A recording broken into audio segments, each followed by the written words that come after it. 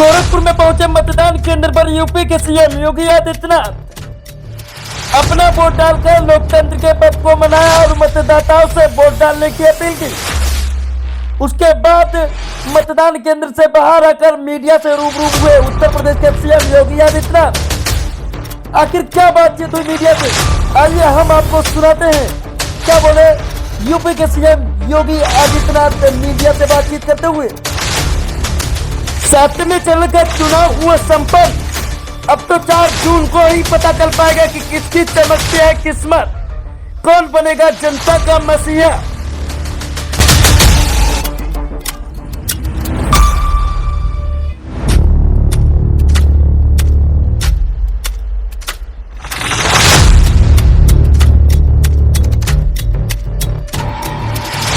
मित्रों, लोकतंत्र का महापर्व लोकसभा चुनाव 2024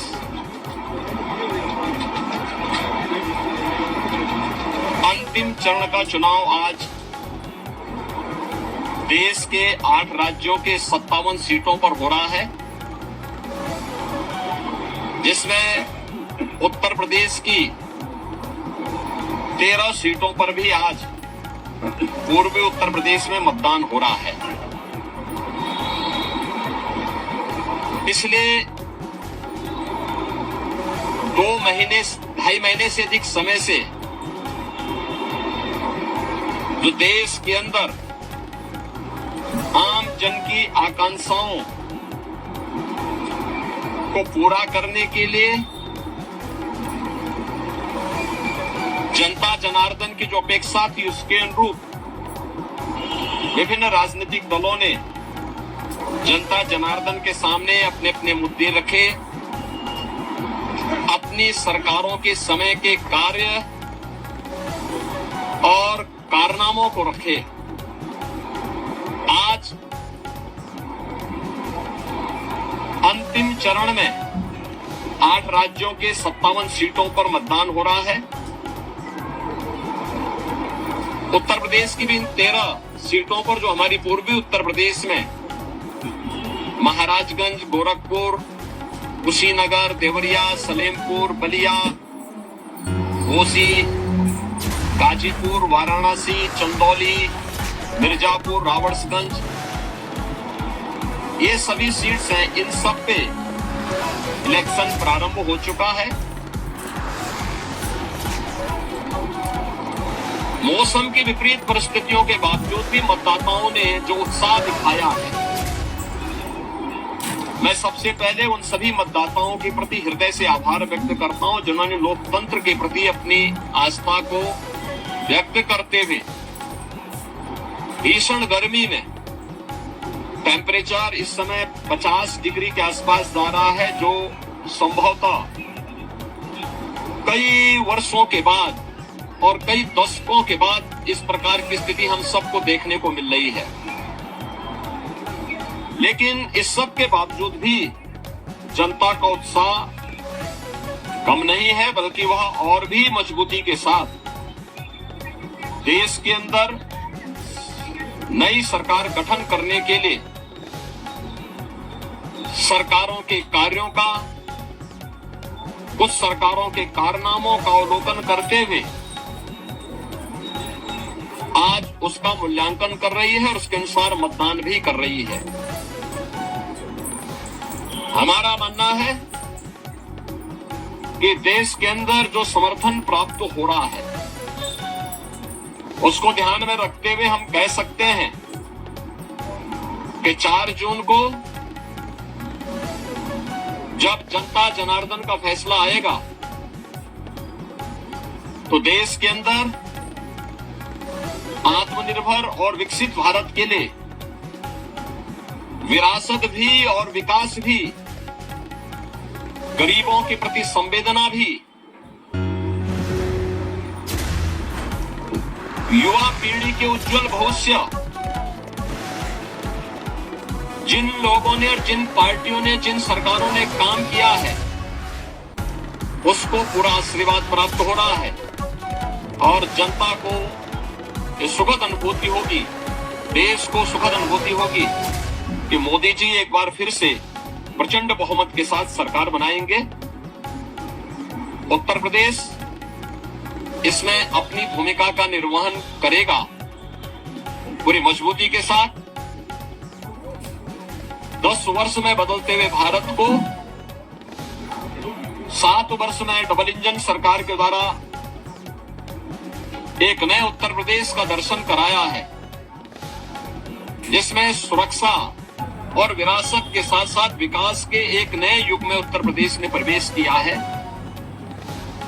यह एक सुखद अनुभूति उत्तर प्रदेश वासियों के लिए, यहाँ के युवाओं के लिए, यहाँ के किसानों के लिए, यहाँ की बहनों और माताओं के लिए, बेटियों के लिए, व्यापारियों के लिए, समाज के प्रत्येक तबके के लिए सबका साथ और सबके विकास की भावना के साथ मोदी जी के नेतृत्व में जो कार्य हुआ है, मुझे लगता है कि जनता जनार्दन का वह आशीर्वाद मोदी जी को, भारतीय जनता पार्टी को पूरे देश के अंदर प्राप्त हुआ है, हो रहा है।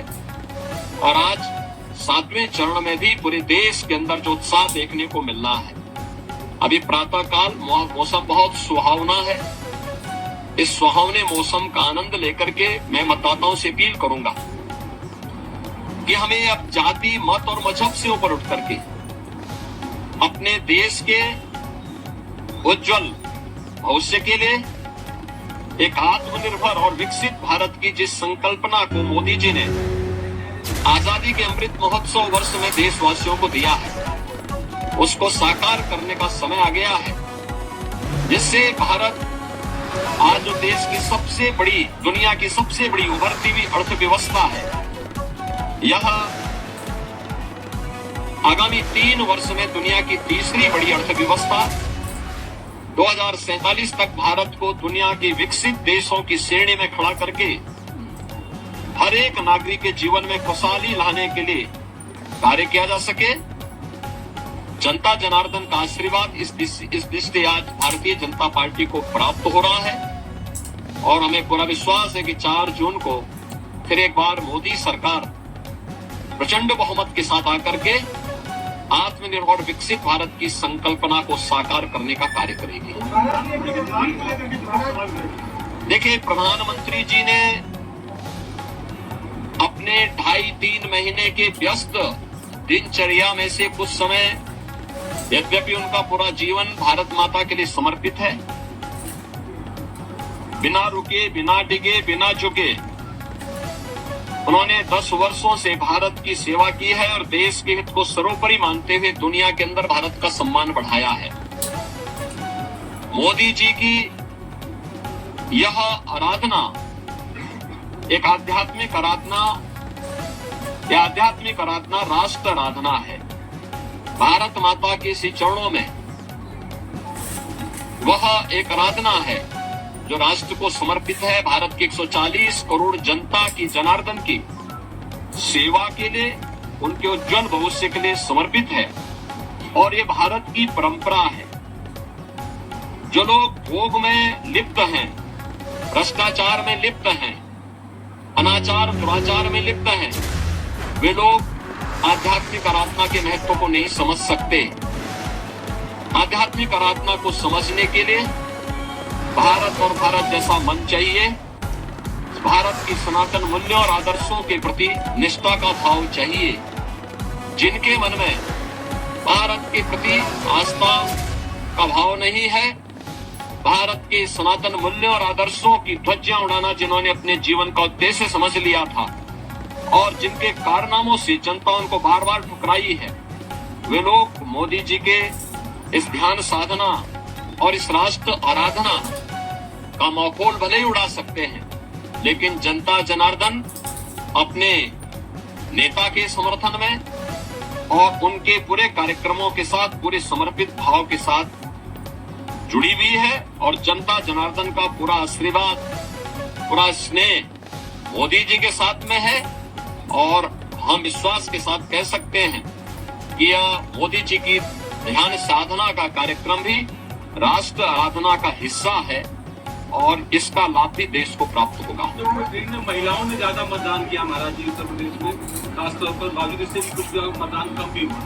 देखिए, एक तो गर्मी बहुत ज्यादा है, टेम्परेचर आप में से आप भी जानते हैं कि 50 डिग्री 48 डिग्री का टेम्परेचर कभी हम लोगों ने नहीं देखा, लेकिन है प्रकृति परीक्षा ले रही है और प्रकृति की इस परीक्षा में हम सबको खरा उतरना होगा। जनता जनार्दन को अपने आप को साबित करना होगा कि अग्नि परीक्षा के इस दौर में हम लोकतंत्र को और पुष्ट करेंगे, मजबूत करेंगे और स्वाभाविक रूप से आधी आबादी नारी शक्ति वंदन अधिनियम देश की पहली संसद में मोदी जी ने पास किया। बेटी बचाओ बेटी पढ़ाओ और मातृवंदना योजना से लेकर के नारी शक्ति वंदन अधिनियम और बेटियों की सुरक्षा से लेकर के समृद्धि तक के जो कार्यक्रम चले हैं, आधी आबादी का पूरा आशीर्वाद मोदी जी के साथ में है और हम विश्वास के साथ कह सकते हैं कि ये जो मत प्रतिशत आधी आबादी का, महिलाओं का खासतौर पर बढ़ा है, यह 100% मोदी जी के पक्ष में गया है। हाँ, मैं युवा मतदाताओं से कहूंगा कि नया भारत जो इंफ्रास्ट्रक्चर से युक्त है, सम्मान प्राप्त कर रहा है, सुरक्षा का एक बेहतर माहौल जिसने दुनिया के अंदर बनाया है, यह उनके उज्जवल भविष्य के लिए है। मोदी जी की इस परिकल्पना में उन्हें आगे आकर के बढ़ चढ़ करके भाग लेना चाहिए, लोकतंत्र को और मजबूत करना चाहिए। जो लोग अपनी हार से पस्त होकर के गुमराह करने का प्रयास कर रहे हैं, मुझे लगता है कि उनके बहकावे में न आए, मतदान करें उज्जवल भविष्य के लिए। उज्जवल भारत, आत्मनिर्भर भारत में ही हम सब का भविष्य है, युवाओं का, अन्नदाता किसानों का, महिलाओं का, समाज के प्रत्येक व्यक्ति का। और मोदी जी ने तो 4 जातियां देश के अंदर कही। उन्होंने कहा देश के अंदर केवल 4 ही जाति है, उसमें से एक युवा है, एक महिला है, एक गरीब है, एक अन्नदाता है। इन 4 वर्ग को प्रतिनिधित्व करने के लिए मोदी जी ने देश के अंदर जो कार्य किए हैं उसको ध्यान में रखते हुए जनता जनार्दन उनको अपना पूरा आशीर्वाद देंगे। धन्यवाद। जो अलायंस है आज वो एक रिव्यू मीटिंग कर रहा है, रिजल्ट्स आने से पहले ही आज पूरे दल बैठेंगे और साझा बातचीत ये वे अंतिम बार बैठेंगे, क्योंकि 4 के बाद ये जितने दल हैं उतने उसमें फाड़ होने वाले हैं। दोनों एक दूसरे के ऊपर दोषारोपण करेंगे, एक दूसरे को गाली देंगे। अच्छा है उससे पहले एक बार ठंडाई पी लें जिससे गाली गलोच कम हो। सतर्क रहे, धांधली का आरोप लगाया। देखिए, दोषारोपण किसी पे तो करना ही है। जिनको प्रदेश में 80 सीटों पर चुनाव लड़ने के लिए वोट जो है कैंडिडेट नहीं मिले, तो आज किसी पे तो लगाना था। ईवीएम पे यानी ईवीएम पे दोषारोपण करते करते थक चुके हैं। अब वह इस प्रकार का आरोप लगा रहे हैं। अरे यही प्रदेश है, लोकतंत्र का ऐसा माहौल मत उड़ाओ। यही प्रदेश है। कौन नहीं जानता है कि इनका लोकतंत्र में कोई निष्ठा नहीं है। ये हल्ला बोल के माध्यम से अराजकता पैदा करने वाले लोग हैं। माफिया सरगनाओं को, राजक तत्वों को और आतंकवादियों को अपने गले का हार बनाने वाले लोग हैं। और ये लोग इस प्रकार की बातें करते हैं, बड़ी हास्यास्पद बातें होती है। चुनाव निष्पक्ष हैं। भारत निर्वाचन आयोग पूरी निष्पक्षता के साथ इलेक्शन करवा रहा है और इलेक्शन पूरी व्यवस्था भारत निर्वाचन आयोग के मार्गदर्शन और नेतृत्व में पूरे देश के अंदर चल रही है, प्रदेश में भी चल रही है। भारत निर्वाचन आयोग जहां पे कहीं भी कोई शिकायत मिलती है त्वरित एक्शन लेकर के कार्रवाई भी करती है। लेकिन समाजवादी पार्टी की चूंकि लोकतंत्र में निष्ठा नहीं है, बाबा साहब भीमराव अंबेडकर और उनके द्वारा बनाए गए संविधान का हमेशा इन्होंने अपमान किया है। दुर्दांत माफिया और आतंकवादियों को साकृत वाले लोग, इनसे लोकतंत्र की बात, इनके मुंह से ईमानदारी की बात